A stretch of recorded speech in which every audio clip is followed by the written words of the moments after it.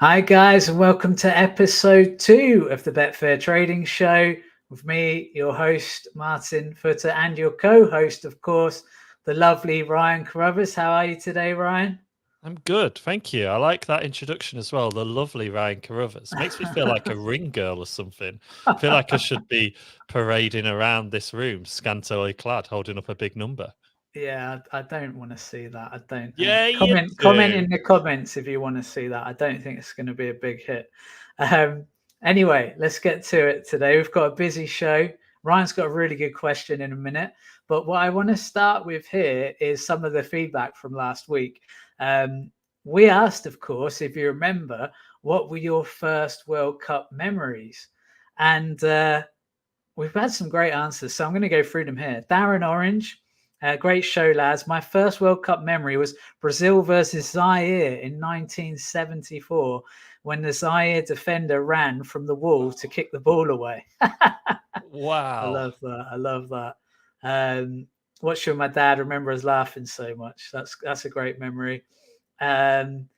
Ponce de Leon says 1974 Germany, Gerd Müller and Johann Cruyff. That was his Oh, first memory. Not bad what? players, is it, for your No, first what a memory? way to get into the World Cup, having those players being your first sort of image of football in the World Cup. I Wow. know, it's mad. And then Kev67 says, I assume he's born in 67, so this is why it's his first World Cup memory. But Argentina in 78, great theme tune. I don't think I've heard that. I'll have to look that up. Ticker tape, well, I know what that is, and great football. It does seem like they had amazing World Cups back. Do you know what I mean? Like, Mm. I don't know if it's because maybe there were less games, or I don't know if there even was in those years, but it does seem like every game was just meant something, you know. Yeah. Keith Watson, please no. Oh, all right, Keith. He doesn't want you scantily clad. Oh, what a Um, shame. the captain 65. The captain, maybe it's Roy Keane. Anyway, Germany 1974. First World Cup I recall. Great players, strange town names and stadiums. Well, to you. Um, Kevin Gahan, I think that's how you pronounce it. I'm not sure. Sorry if I'm wrong. USA 94. Ireland beat Italy. Thanks to Ray Wow. Houghton's goal and Jack Charlton, John Aldridge. Crack up against Mexico. Hilarious. Wow, Ireland beating Italy in a World Cup. That's unbelievable. I didn't even know, but I don't literally because I don't remember that World Cup until the final. I couldn't really tell you much about it. Roger Um, Miller. Oh, here's a player, wasn't he? yeah, he was a baller. Michael Madigan, Martin Ryan. I'm 58 years old and will see my country Wales in their first World Cup ever. Well, Oh, that would be great. crack a I'm beer and actually enjoy that. My wife is from Wales. Well, she spent most of her life in Wales. So I actually lived in Wales for a year before we got married.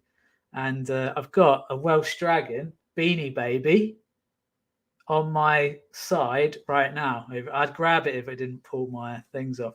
But yeah, I'm looking forward to seeing Wales. You Wait, might they're in want our group, to man. you might want to change that language you use. I'd grab it if it didn't pull my things off. Oh, innuendo Jeff bingo there. Jeff Dowsell, 1970 final, listening to it while I was on holiday and we were getting ice creams. That sounds good. Oh, where was you on holiday? Let us know. Devon. Oh, He nice. already has. Lee, this is a good one because these are the memories that I had. Not the same World Cup, but you'll see what I mean.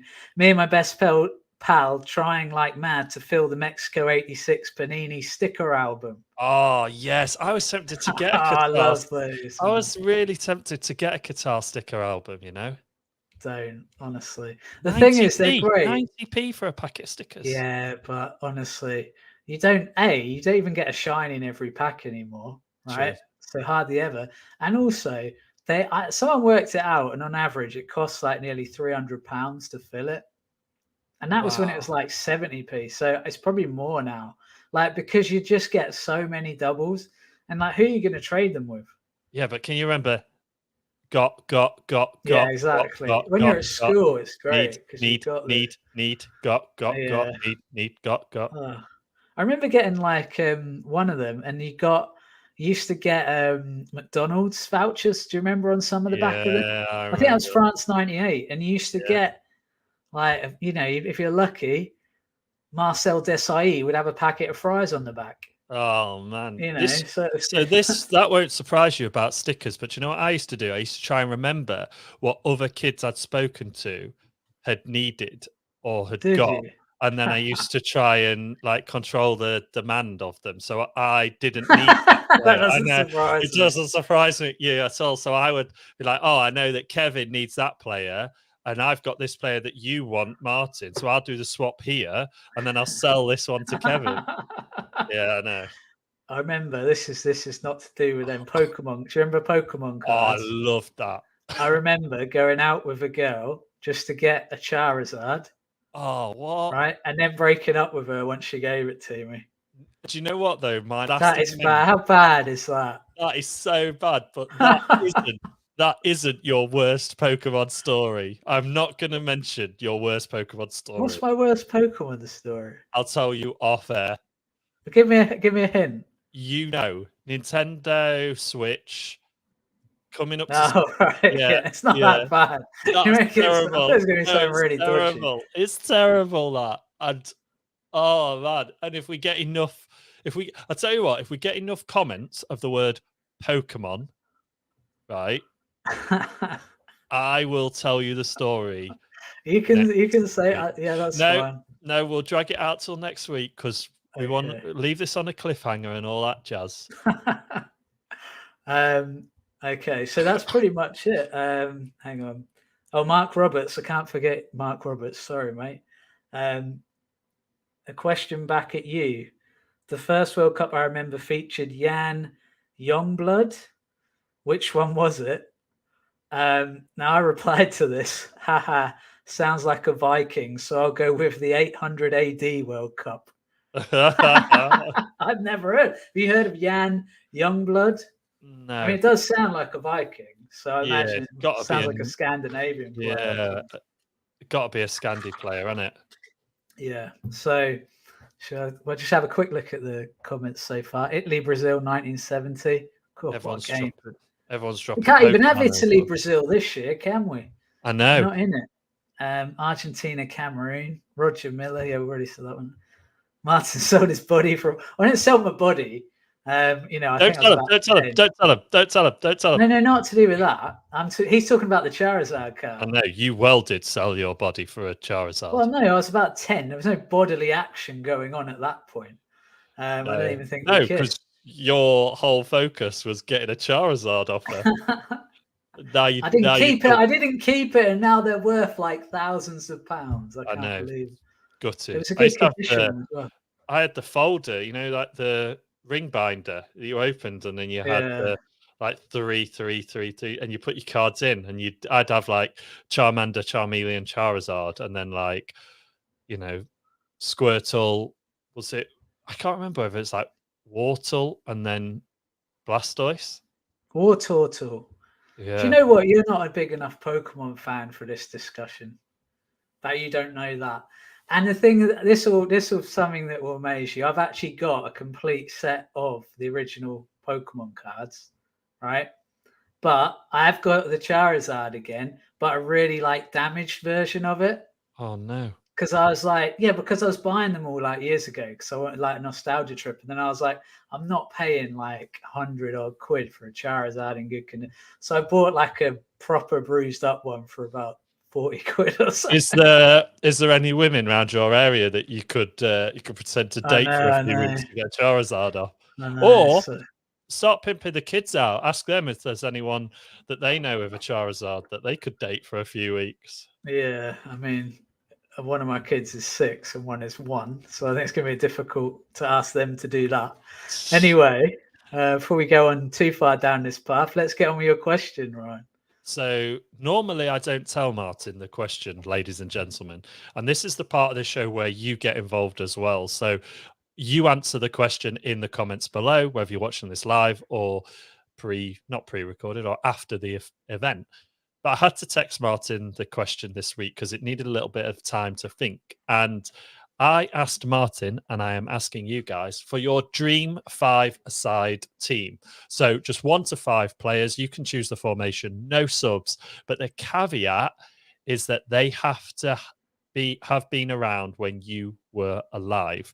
So I will tell you my team after Martin has delved into his.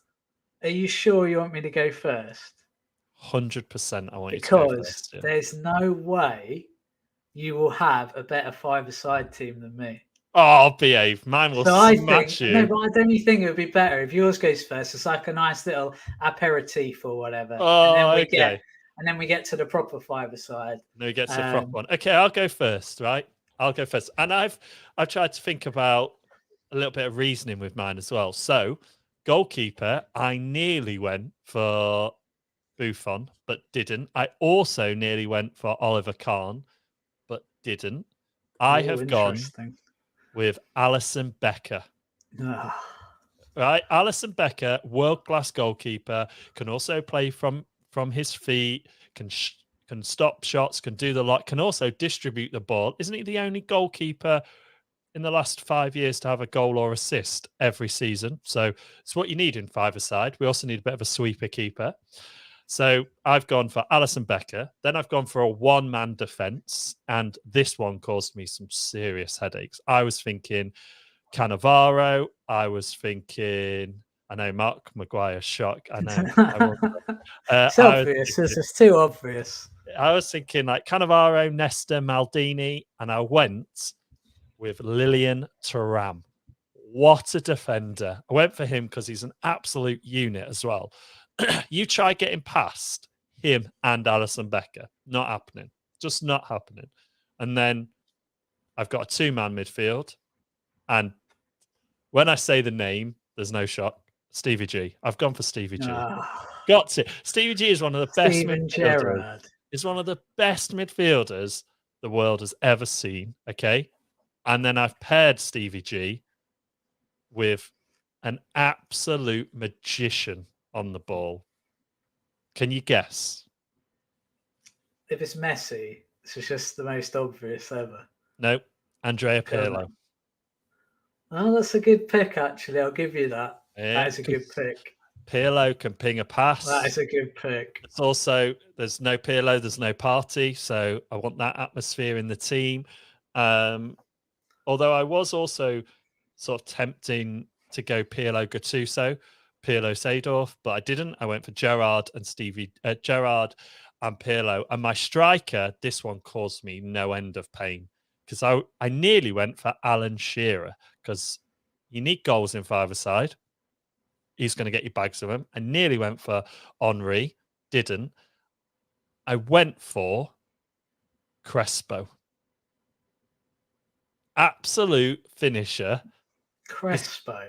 Yeah, Crespo knows where the goal is. I knew my team would be better than yours, but I didn't know it would be this easy. Oh, behave.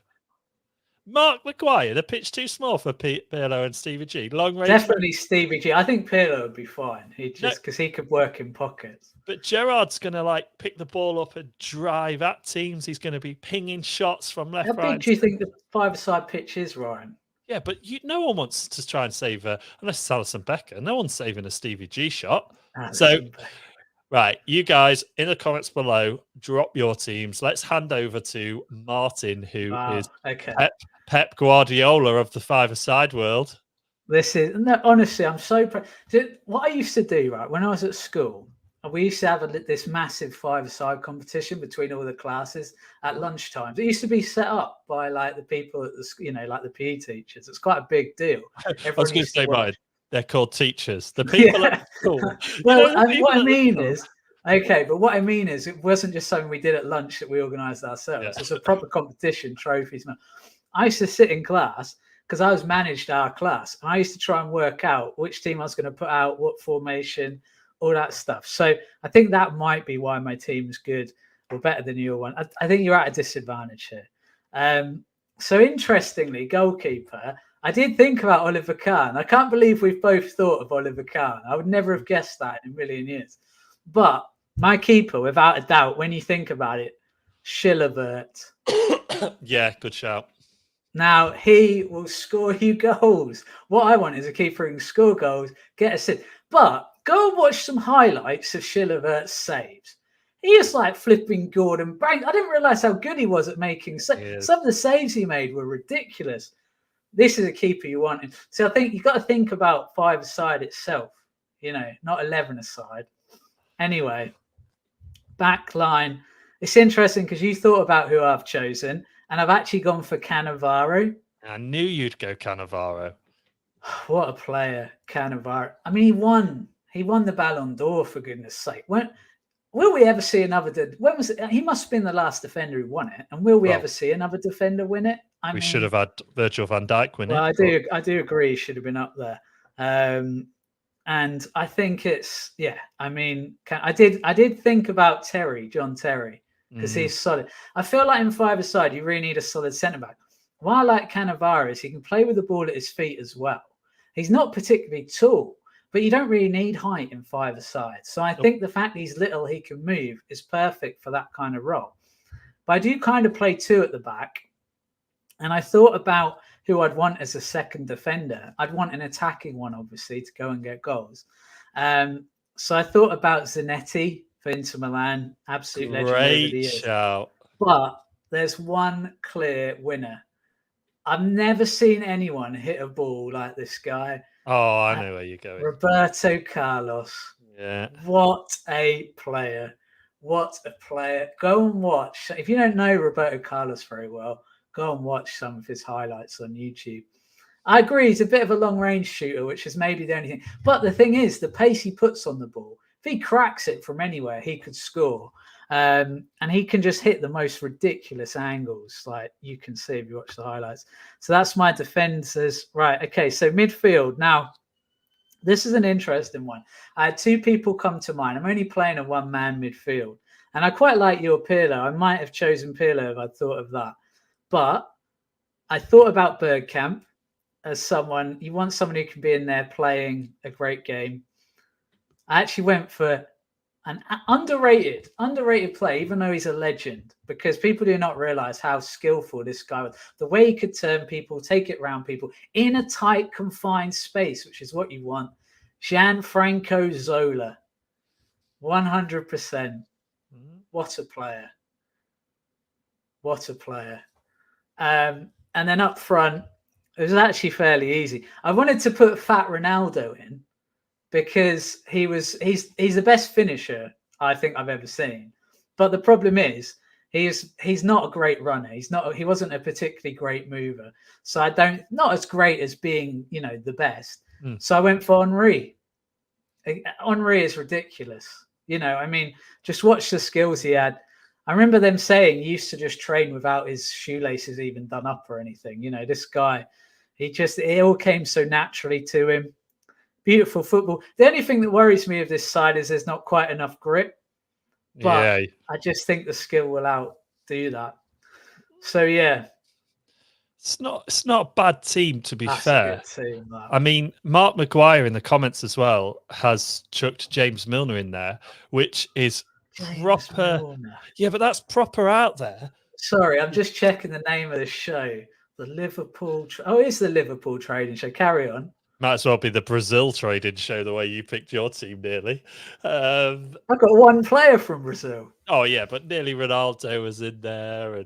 But I think Milner's a great shout. But Maldini was close for me, Yeah, I didn't think of him, to be fair. That would be a good one. Maldini, especially for that defense, you think how he can go forward and back. But yeah, that's the question, guys, and it's been great to see some of your teams. I'd look forward to next week as well, when Martin tells me what the rest of the teams were. But I know that Martin has got a very strict agenda for this show. Well, let's go through some of them, actually. Keith Watson says Schmeichel in goal. Good shout. Stan was on my list as well, Zidane, what a player Zidane was. Yeah. Pirlo, Cristiano Ronaldo. So I'm not sure about Ronaldo in those tight spaces. Do you know who would be a great shout? Like Klaus-Jan Huntelaar. That's random. Random, but how many? You like an I barely absolute remember poacher, him. just knew where the goal was. Just drop him in all the time. Jeff Dowsell says Neuer and Blanc. That's not a bad shout, really. It's a good shout. I mean, my team is very 1999, I'll be honest. But, that was my era. Harold Schumacher, the keeper, after what he did to Battiston. No one goes near him. That's a good point.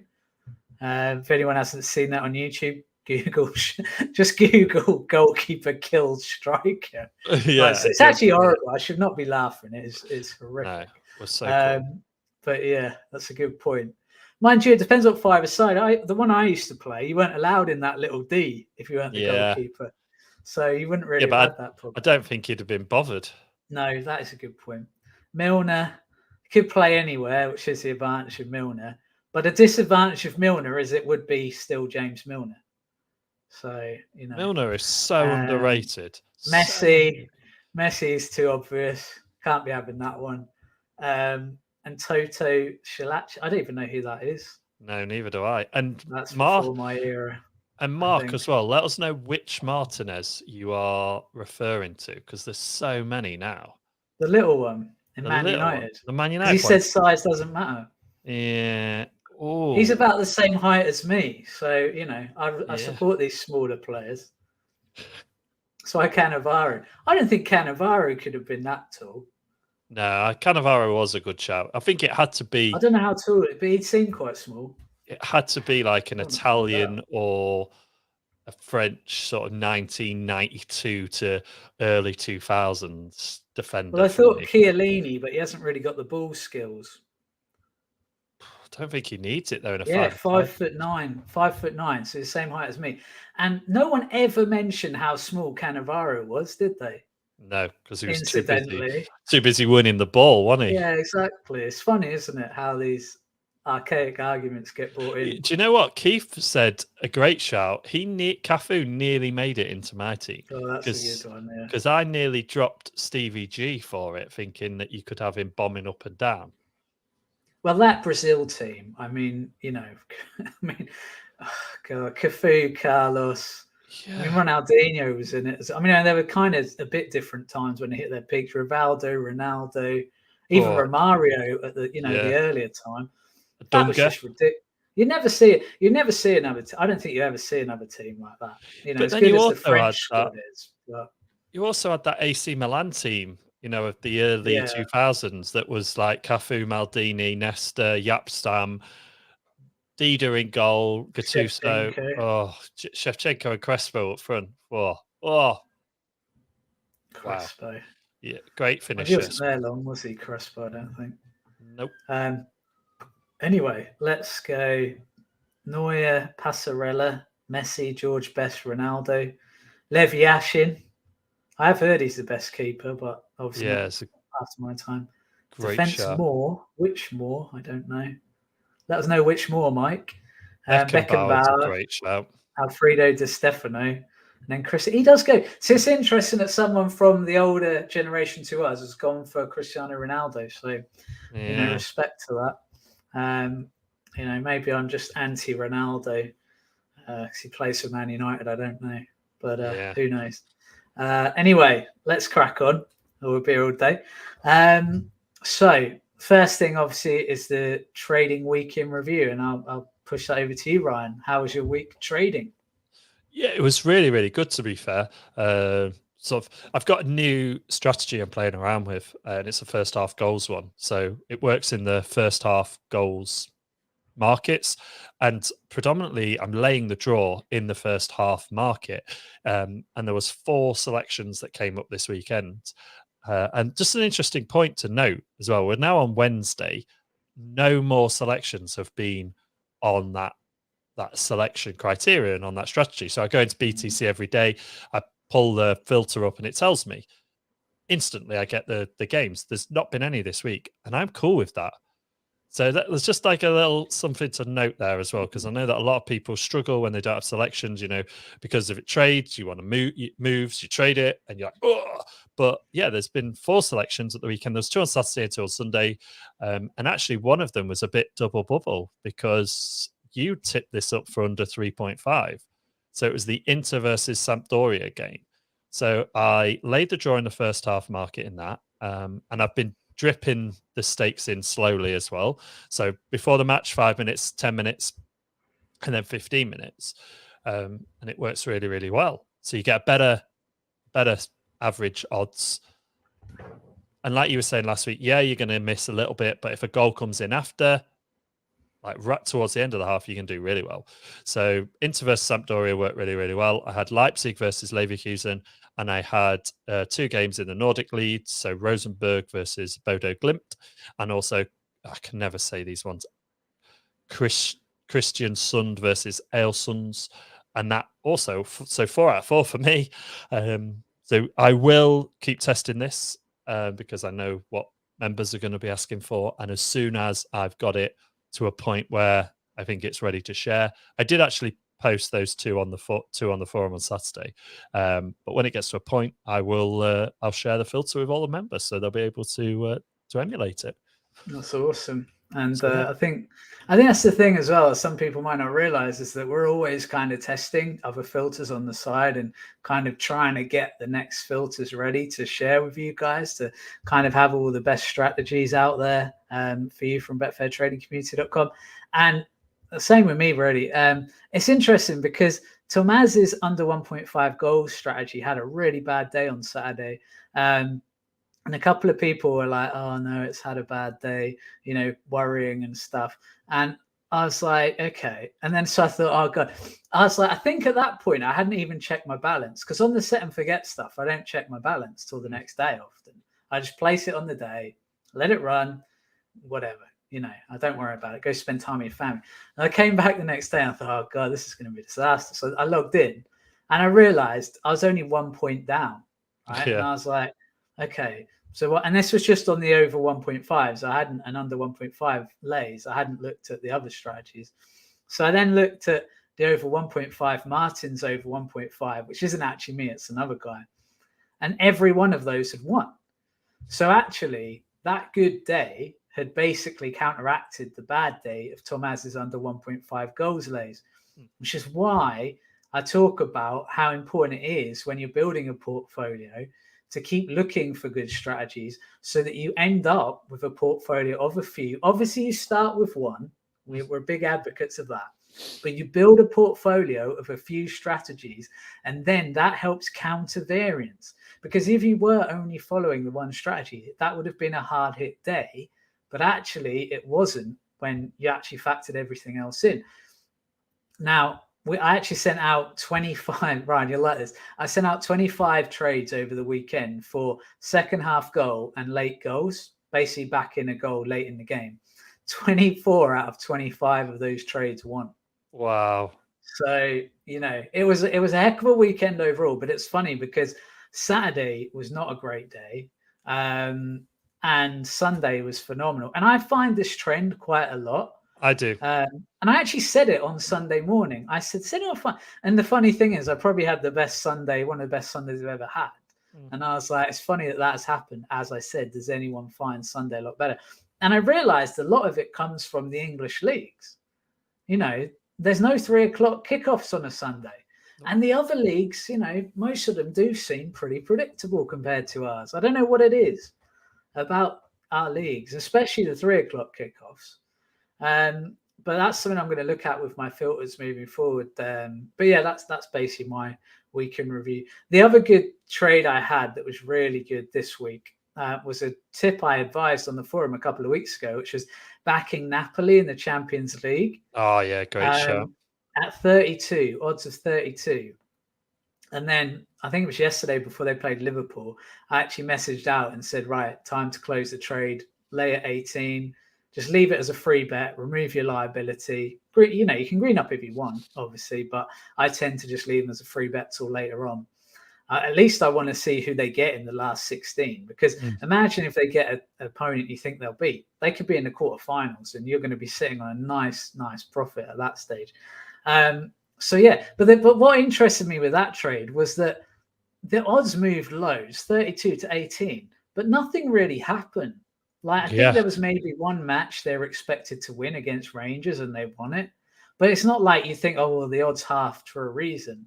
But the reality is that actually the market caught up with what I was seeing. I was seeing that Napoli look a really, really strong team this year. Yeah. And I watched them play at the weekend in the Serie A, and they reminded me of Conte's Inter, where he just suddenly turned a team that will always finish in like second, third, fourth, not really challenging for the title, into the team that looked really, really strong. Like they really believed they were the best team. They looked physically strong, dominating the games. And I felt like Napoli looked that way. And I'm really, really impressed with how Napoli look. Now, I don't know how far they are off 1 or 2 injuries, maybe ruining their season, because I don't know how deep their squad is. But you're sitting on a free bet, so it doesn't really matter that much. And the thing is, the odds were wrong. And, luckily the market's caught up quickly, so we can take advantage of that. But yeah, that's my kind of week in review. So the next stage, obviously, is Bobby Moore, of course. How did I not know that? I was thinking maybe you were picking Kiefer Moore, but Bobby Moore in defence. And thanks, Ryan, in anticipation, Jeff says. So, I think, have we lost Ryan? Ryan, can you hear me? Oh no, we've lost Ryan, but it's okay, because the next stage actually is the World Cup, and we're going to talk about the World Cup strategies. So last week, if you were watching the show, we talked about the outright markets specifically. Well, I did anyway, and Ryan did his bit on the outrights as well, and we gave some tips that we think will be good picks for outright markets. It's a market that we have good success in, that I have a lot of success in, so it's one that you want to look into and follow if you get the chance. But yeah, maybe Ryan's cat. I think Ryan's cat might have knocked it off. Did you see the cat start coming in then? But yeah, so if you get a chance, go back and look at last week's video, episode 1 of Betfair Trading Shows. It's well worth watching. But what I want to talk about here, I think we might have Ryan back, so I'm going to add him into the stream. Sorry. Hello. Hello. We lost the great man. Oh, thank you. I think it's your cat. No, the cat had nothing to do with it. The cat had nothing to do with it. For some reason, the computer just disconnects the USB mic after so long. So, interesting on your point as well. Just want to touch on that before. I know you've probably told about, you probably moved on, but those outright markets, there's so much value in them. And I was chatting to a mate of mine actually who does betting, just normal betting, and I was telling him who we tipped up for the World Cup, and he was like, "No, you're crazy, Denmark." And I was trying to explain to him, we don't need Denmark to win the World Cup. I'm not saying, I've not lost my mind and said Denmark are going to win the World Cup. I've said Denmark are very well priced to go further in the World Cup than their price states. Yeah. This is what people make a huge mistake of on Betfair Trading. They cannot see past who will win. That's all they're thinking about.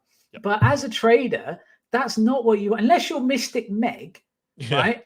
Your only thought should not just be who will win. Your thought should be who has a better chance to win than the market is suggesting. Because in reality, actually, Denmark could win a World Cup, right? It might be very unlikely, but it could happen. There's 11 players, professional footballers playing against each other. There's always a chance. It's statistical. Look at statistics. There's always a chance these things happen. That's why you get odds. If there wasn't, they wouldn't give you odds, would they? Or Denmark would be 1,000,000 to 1. Because the reality is, the reason you get odds is because there's a chance of it happening. So the reality is that it can happen. And I think so many people get fixated on, it's like, let's say Man United are playing, I don't know, let's say they're playing Brighton. And you might think, oh, especially if you're a Man United fan, you might think Man United are going to win this. So they're definitely going to win this match. And you look at the odds, they're playing at home and they're sub 1.5. There's no value in that, right? I think we know that, and most traders understand that.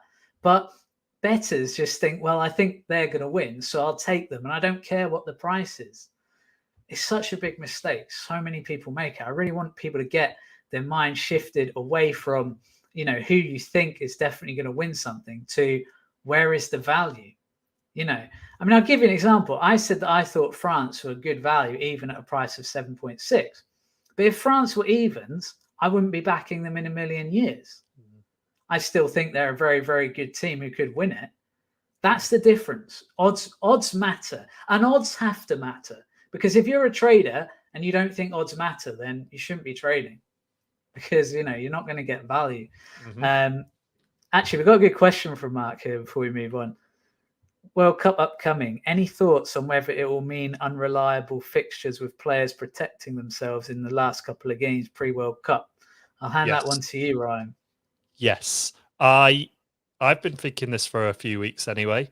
Especially certain players of an age where this is probably their last big tournament, or they missed out. And I think on last week's show, I think we've got some spam comments. How does that break through? Yeah, included better sleep, decreased heart rate, decreased stress. I've just realised we can show these, can't we? Let's get Mark's question up here. Oh, yeah, that's a great way. Look at that. So I used the example last week of Virgil van Dijk. He missed the Euros through his last injury. I genuinely feel that Virgil van Dijk has pulled back a little bit on sprints on certain things. And I think, obviously, I'm a Liverpool fan. You all know that. It's where I default to, and a lot of my examples come that way. But I watch a lot of them, and I spend a lot of time intricately thinking about them. If you compare, and you can do this across all of the league as well. You can go away, children, go away. Martin's they're like, Dad, I'm sick of hearing you. Shut up. I think they just want to be YouTube stars, Oh, that's not what we are. But if you look at players that aren't going to the World Cup, look at their output compared to players that are going to the World Cup. I think it's quite, for me, that's my thought on it anyway. Yeah. And I'm kind of a little bit different in that, I because I used to play football and I didn't get to any particular high level, but I went out there with a will to win every single match I played. And it didn't really matter if it was a match, there was a referee there, it was a proper official game.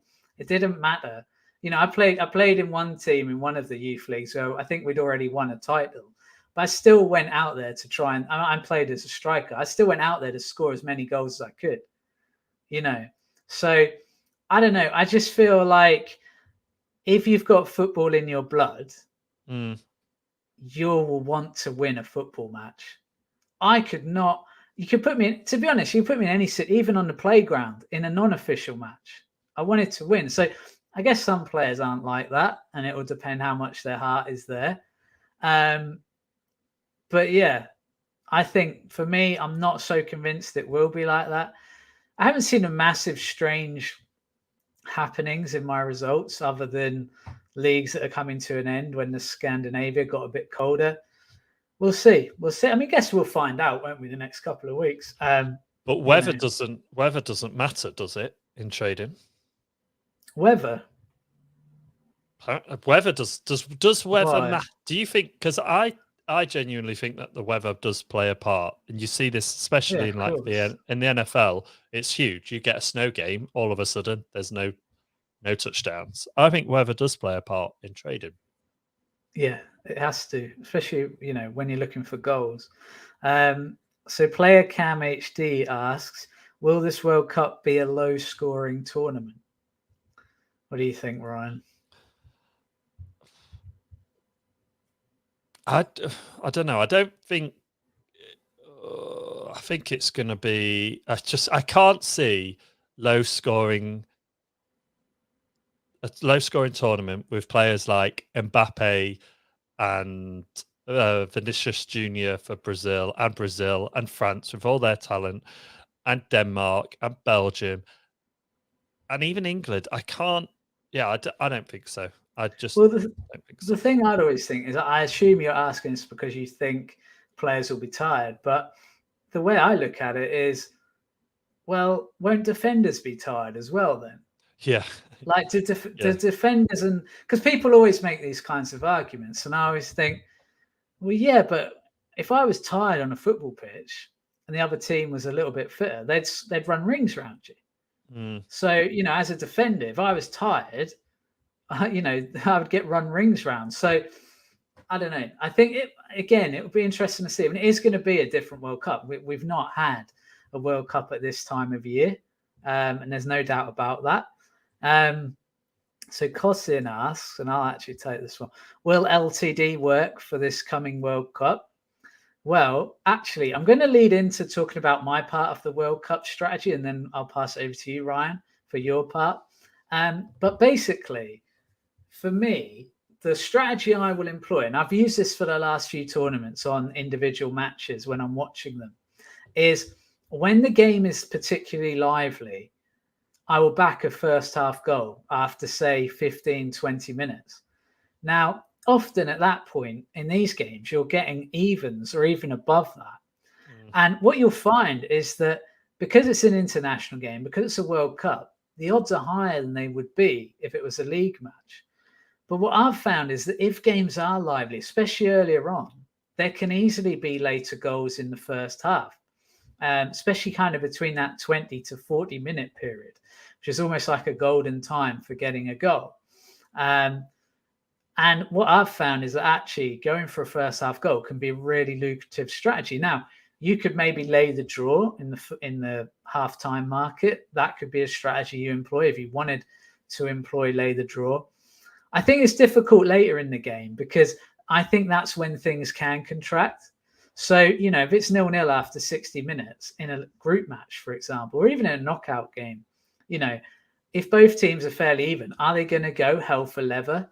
I watched the final, give an example, the final of the Euros where England played Italy.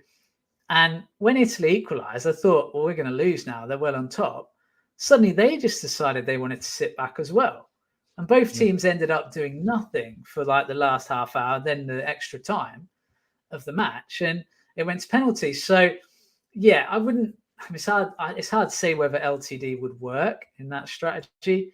It's not something I'll be doing personally on it unless I see a real need to. But if you want to do it, I'd do it in the first half goal market. And if you watch a match for 15, 20 minutes, you should get a feel for how lively it is and whether there's going to be a goal. And like I say, the thing that's attractive is you can often get juicier odds than you do normally in club football. Anyway, that's kind of the strategy I'm going to employ. What about you, Ryan? Well, I put a video out on YouTube, not last week, the week before, I think, it was about the strategy that I'd be using at the World Cup. So make sure everyone's sub to this channel, and then you'll never miss any of those videos. And also hit that little bell icon up there, or it might be up this side, and you'll never miss a video. So I won't delve into that step by step. You can go find that on the YouTube channel after this video is finished. Of course, we don't want to lose the few viewers that we've got watching us live. But mine was all about the pre-match and showing you how to follow the smart money. And I think it's a really, really, really good way of trading. Following the money, it shows you step by step what to do, and that's probably what I'll be doing. It's really, really, really simple. It will work and has worked on every major sort of European and World Cup tournament. I'll be doing that. I've also got the outrights as well, which we spoke about on last week's one. So if you want to know what they are, go and rewatch last week's. And I'll probably a little bit of in play. I'll probably do something similar to yourself. I'll be assessing what I'm seeing and going for it. I think it's going to be good, and I think there's so many opportunities to profit with the things that we've spoken about on this show, last week's show, and also that video that I did. So that's what I'll be doing. Yeah, and I think that's such a good point that you made there about you've actually got the chance in a World Cup to watch the games like really closely. And that's why, see, I don't use a lot of strategies where I'm watching football and then betting based on what I'm watching, because what I find, especially with club football, is that you can watch a game and it looks really lively, and then suddenly it dies down for no apparent reason. And you're like, what? Just as you get on that trade, the action kind of dies down. Whereas I find in international football, it just seems to be much more, if this is the way it's going, this is the way it's going to go. And I think that because you're watching it so intently as well, you can really use that to your advantage. And also, it's really good practice for match reading. So if you are one of the, if you do want to get more involved in reading how a football match is going to go, or being able to spot what's going to happen, it's not a fluke that I make money on the first half goal matches in international tournaments. It's because I've studied them for years and years and years. And, just by watching a few games, it's amazing how much of an education you can get on how to read a football match, how to see how things are going. And that's a hugely valuable skill in Betfair trading. So, when you're sitting there watching a match, you've kind of got the two things. You can watch it to learn from, and you can also enjoy watching it. So, it's a nice little double bubble, really, isn't it? So that's a really good point. And I would say to people as well, take your eye off the ball. There's a really, really good NFL book called that, and it teaches people who don't understand NFL to take your eye off the ball. And I think a lot of traders were watching the ball, because a lot of the markets that we trade, especially when you're a newer trader, or you're a year in or whatever, you're on markets where it's goals, so you're watching the ball to hit the back of the net. But when you take a higher view of that and you actually take your eye off the ball, you see things that happen that lead to the ball going where it needs to go. So you might see a player making a run.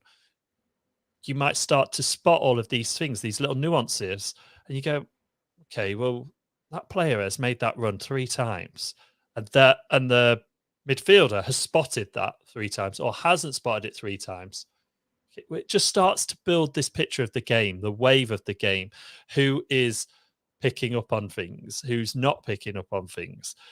So you could just start to then get a feel for it, jot it down, and start to see it. Because, and I think this is, to pick up on your point about international football, I think it's even more in international football because teams are so well drilled at club level.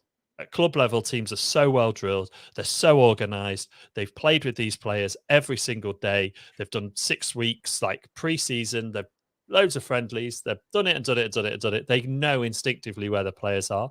In international football, you almost have this, like, it's back to the love of the game as well, It's back to the love of the game. You've got players playing because they're loving it, and these waves are slightly different, and that opens your eyes to it's not less drilled. I'm not saying that. It's just sometimes it can be more fluid. Yeah. And I think as well, like, if you think about it, what are you not going to see in 15 to 20 minutes? Because the reality is you're going to know. Like, if I'm watching, I don't know, let's say Ecuador against Australia, and they're probably not even the same group. It's just an example. But if I'm watching that and it's 0-0 after 15 minutes, no shots, nothing really happening, I'm not going to be jumping on the first half goal. I mean, okay, this one does look like there won't be a goal. So yeah, I think really this is an opportunity for everyone to learn them. And what's worried me a bit was that I've heard a few people say, well, I might have a couple of months off trading. I might not trade it. I think, really? Because I'm looking forward to making some money on this World Cup. Like, I'm looking forward to making some money trading in the next couple of months. Someone asked me, Martin, will you be taking it off? I thought, well, I make my living from trading. So you want me to just take a 2-month holiday from my living? No, who do they think we I don't know are? how my wife, I don't know. I know. I don't think my wife would approve of that either. She likes me working. But the thing is that good she doesn't have to speak to you then? Yeah, she's exactly. Like, you're in a way, you're in a room on your own. Yeah, exactly. So no, but it's actually a great opportunity to learn and earn over the next couple of months. And also there will be a lot of football still on in the lower leagues. A lot of the teams aren't preparing to lose players for the World Cup. So yeah, I think there'll be plenty to do. I'm quite looking forward to it. And I think a lot of people will be trading the same matches, which will be interesting. So we'll get interesting comments and content on the forum of each game that happens. So yeah, looking forward to the World Cup. I think that's about it, Ryan. Are you happy to call it there? I am. To just, like, my last thought would be, if everybody wants to know the Pokemon story, you've got to put the word Pokemon below. If we get enough, I will reveal. How many is enough though? We haven't. I don't know. Miro said it twice, so that's 2. Do you reckon we can get to? I mean, we've got 3 so far. Yeah, Jonathan's dropped one in now. Do you reckon is 50 too much? Do you think 50 individual Yeah, I think that's individual too high. people So we've saying got 4 Pokemon? so far. We'll see then. I'll If tell we get 10, I think 10 plus would do. 10. Okay, let's say 15 then. We'll see. We'll see. Anyway, that's me. I'm looking forward to what happens next. Little behind the scenes for the people as well. We have a BTC meeting after this, me, Martin, and Adam. And it's a big one. We get together once a quarter. So this is going to be like a big one. Yeah, we meet every week, but this is our big quarterly, see how things are going. How can we improve betfairtradingcommunity.com? How can we keep making you money? That's what we're trying to do. We're trying to work on that. Anyway, I hope you all enjoyed listening to the show. Thanks for being on again, Ryan. We'll see you again next week. And obviously, if you haven't subscribed, if you haven't commented, give us your thoughts. Let us know your 5-a-side team. Let us know the Pokemon thing if you want to hear that. What's your World Cup strategy going to be? I'm interested to hear you guys. What's your strategies going to be? Give me some tips and help. We like help and tips as well. We don't just want to dish it out. We're very willing and happy to take advice from other people. Hope you all have a great week. And most importantly, I hope you make some money trading on Betfair this week. Goodbye.